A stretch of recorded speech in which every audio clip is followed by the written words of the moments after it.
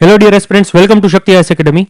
18 જુલાઈમાં એક એડિટોરિયલ આવેલું છે, જેમાં એડિટોરિયલમાં લખેલું છે, ટોપિકનું નામ છે ઇન્ડસ વોટર ટ્રીટીને શું રિન્યૂ કરવી જોઈએ. બરાબર. તો ઇન્ડસ વોટર ટ્રીટી છે એ 1960 ની અંદર સાઇન કરવામાં આવેલી ઇન્ડિયા અને પાકિસ્તાન વચ્ચે, જેના મધ્યસ્થી હતા વર્લ્ડ બેંક. હવે ટ્રિગર પોઈન્ટ ક્યાં આપણે જોવા મળે છે કે જ્યારે પહેલગામનો એટેક થાય છે ત્યારે ઇન્ડિયા શું કહે છે કે આ ટ્રીટીને અમે સાઈડમાં રાખી દઈશું. ત્યારબાદ શું એક્શન લેવામાં આવે છે? ઇન્ડિયા ત્યારબાદ આપણે જોઈએ છીએ તો એક્શન લેવામાં પણ પહેલા પણ લે છે 23 અને 24 ની અંદર યરની અંદર, કે આની અંદર થોડા મોડિફિકેશન થવા જોઈએ, કારણ કે આ ટ્રીટી છે એ ઓલરેડી એક સ્ટેટિક છે જે અત્યારે હાલના સમયને અનુકૂળ નથી. અને આ વસ્તુ ક્યાં પહોંચેલી કે પાકિસ્તાને ઇન્ટરનેશનલ જે ફોરમ હતું ત્યાં પણ એને મુદ્દો ઉઠાવેલો, પણ હકીકતમાં કોઈ સાંભળેલું નહીં. હવે એડિટોરિયલમાં શું વાત કરે છે ઇનસાઇટ્સની અંદર, એડિટોરિયલની અંદર કે આ એક સ્ટ્રક્ચરલ ફ્લો છે.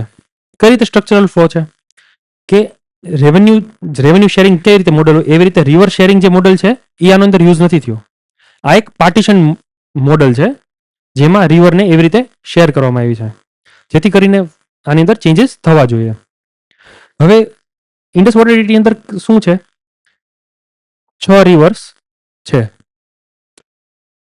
જેમાં 3 આપણે ઇન્ડિયા અને પાકિસ્તાન વચ્ચે ડિવાઈડ કરવામાં આવી.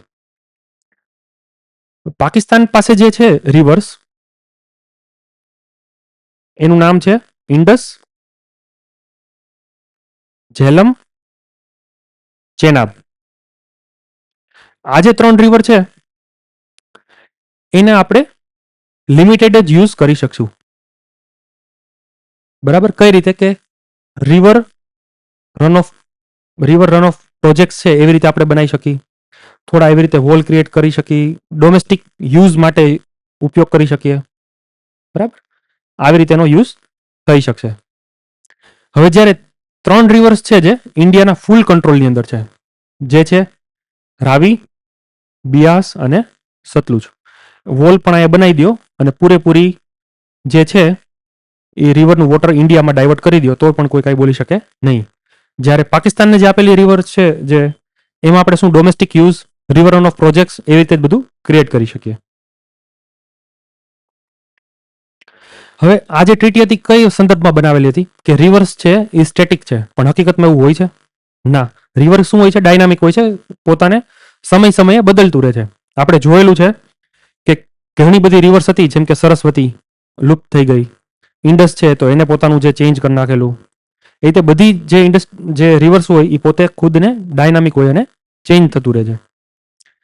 તો આની શું ધારણા હતી 1960ની જે ટ્રીટી હતી એની, અને હાલમાં અત્યારે જે છે 2026 ની અંદર શું રિયાલિટી છે એ આપણે જોઈએ. તો સૌથી પહેલા કે ધારણા હતી ને રિયાલિટીમાં શું ચેન્જ થાય એ જોઈએ. તો એના ફેક્ટર્સ કયા કયા છે? તો કે ભાઈ ક્લાઇમેટ અને રેઇનફોલ. હવે 1960માં એવું એઝ્યુમ કરવામાં આવેલું હતું કે રિવર્સ હંમેશા સ્ટેટિક રહેશે, કોઈ દિવસ પોતાનો ફ્લો ચેન્જ કરશે નહીં.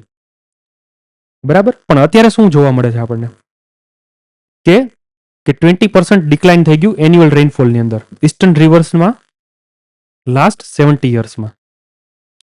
રિવર ફ્લો એ શું કહે છે કે ચેન્જ નહીં થાય. તમારે રેઇન જ ઓછો પડે છે 20%, તો કઈ રીતે અત્યારે જોયું ક્લાઇમેટ અને રેઇનફોલનો આટલી અસર પડે છે. પછી સેકન્ડ, હવે પોલ્યુશન એ સમયમાં બહુ ઓછું હતું અને વોટર ક્વોલિટી એબસેન્ટ હતી આ ટ્રીટીની અંદર. ટેક્સની અંદર એવું ક્યાંય લખેલું નથી, મેન્શન કરેલું પોલ્યુશન માટેનું અને વોટર ક્વોલિટી માટેનું. પણ હાલની અંદર આપણે શું જોઈએ છીએ, એગ્રીકલ્ચર છે એમાં પેસ્ટિસાઇડ્સ, બરાબર, હર્બિસાઇડ્સનો ખૂબ ઉપયોગ કરી છે, એટલે પબ્લિક હેલ્થમાં અસર થાય છે અને સાથે સાથે હાઈ પોલ્યુશન પણ જોવા મળે છે. બધી વસ્તુ આપણે ક્યાં રિવર્સમાં ડમ્પ કરી દેતા હોય. તો આટલો ચેન્જીસ આની અંદર થઈ ગયો છે હાલમાં. પછી થર્ડ આપણે જોઈએ તો ડિમાન્ડ અને એન્વાયરમેન્ટ. ત્યારની પોપ્યુલેશન કેટલી હતી? સાવ એટલે સાવ ઓછું. અને એગ્રીકલ્ચરની નીડ્સ કેટલી હતી? તો બેઝિક એગ્રીકલ્ચર નીડ્સ. હાલમાં તો અત્યારે આપણે જોઈએ તો શુગર કેન માટે પણ આપણે એટલું જ આપણે વોટર છે એ જોતું હોય છે, પેડી માટે એટલો યુઝ કરીએ છીએ. બરાબર.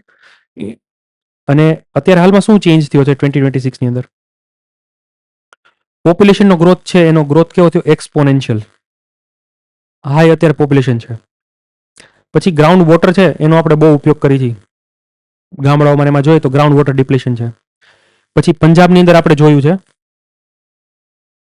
ત્યાં જોયું છે કે ત્યાં ગ્રાઉન્ડ વોટર ઉપયોગ કરી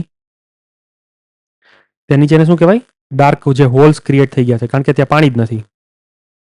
પછી આપણે જોયું હતું કે લેન્ડસ્લાઇડ્સ કઈ રીતે થાય છે. Example Joshimath, right? તો એડિટોરિયલ એવું કે છે જો રિવર્સ પણ ડાયનામિક હોય તો ટ્રીટી પણ એને સ્ટેટિક ન રહેવી જોઈએ, કે જે પ્રોબ્લેમ સોલ્વ અત્યારે ન કરી શકે, અને આપણે પણ એને ડાયનામિક બનાવવી જોઈએ, right? So dynamic treaty is needed. ટ્રીટીને અપડેટ કરવી સ્ટ્રક્ચરલ નેસેસિટી છે, right? For joint scientific base in management માટે. એક આપણે ફેક્ટ જોઈએ ગ્લોબલી કે રફલી 250 ટ્રીટીઝ હશે ઇન્ટરનેશનલ, અને એની અંદર ફીચર્સ કેવા હશે? 800+ એમેન્ડમેન્ટ એની અંદર થયેલા હશે, એની અંદર રિવ્યુ મેકેનિઝમ હશે, એની અંદર ડેટા શેરિંગ મોડલ હશે. એટલે ગ્લોબલ એક નોર્મ જ છે, એવું નથી કે આપણે બહાર પાડેલો છે ઇન્ડિયાએ, રાઈટ? પછી લીગલી આપણે જોઈએ કે અનયુઝ્યુઅલ નથી. કઈ રીતે? કારણ કે આપણી જે ટ્રીટી છે એની અંદર આર્ટિકલ 7 માં લખેલું છે કે આપણે કોઓપરેશન કરીશું એન્જિનિયરિંગ પ્રોજેક્ટ્સ માટે. જેમ કે ફોર એક્ઝામ્પલ કિશન ગંગાનો જે ઇસ્યુ હતો પ્રોજેક્ટમાં, રાઈટ? તેમાં કોઓપરેશન, જેમાં આપણને હંમેશા જીત જ મળે છે.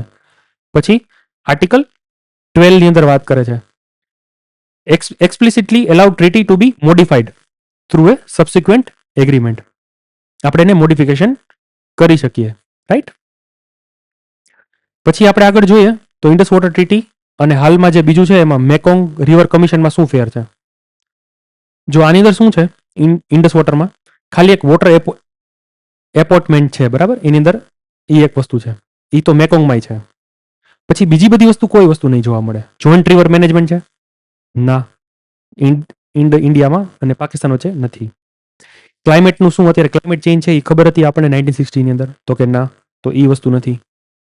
પછી વોટર ક્વોલિટી ત્યારે કેવી સારી હતી? અત્યારે હાલની અંદર તો ડમ્પિંગ આપણે જોઈ છીએ, બધું ત્યાં જ થાય છે, તો એ હતું ત્યાં એન્વાયરમેન્ટ પ્રોટેક્શન? તો કે ના. પછી રિયલ ટાઈમ ડેટા શેરિંગ છે આપણા વચ્ચે, ઇન્ડિયા પાકિસ્તાન વચ્ચે ટ્રીટીની અંદર? તો કે ના. તો કે આ બધા ફીચર્સ જે મેકોંગ રિવર કમિશનમાં પણ જોવા મળે છે, તો આપણે બધા શું કરવા જોઈએ? એને એડોપ્ટ કરવા જોઈએ, right? So renegotiation is not just a political maneuver. It is a critical opportunity to transition from rigid partition to flexible, climate sensitive base in management. બરાબર? તો આટલા ચેન્જીસ આપણે આની અંદર કરવા જોઈએ. તો આ હતું એડિટોરિયલનો આજનો ન્યૂઝ કે આપણે રિન્યૂ કરવી જોઈએ, ન કરવી જોઈએ, શા માટે રિન્યૂ કરવી જોઈએ, બીજા ગ્લોબલમાં કયા સ્ટાન્ડર્ડ છે, ઇન્ડિયાની જે ટ્રીટીઝ છે, જે ઇન્ડસ વોટર ટ્રીટી, એની અંદર શું મેકેનિઝમ છે, આર્ટિકલ 7 અને 12 ની અંદર પણ લખેલું છે. સો આજનો આર્ટિકલ આટલો જ હતો. Thank you so much.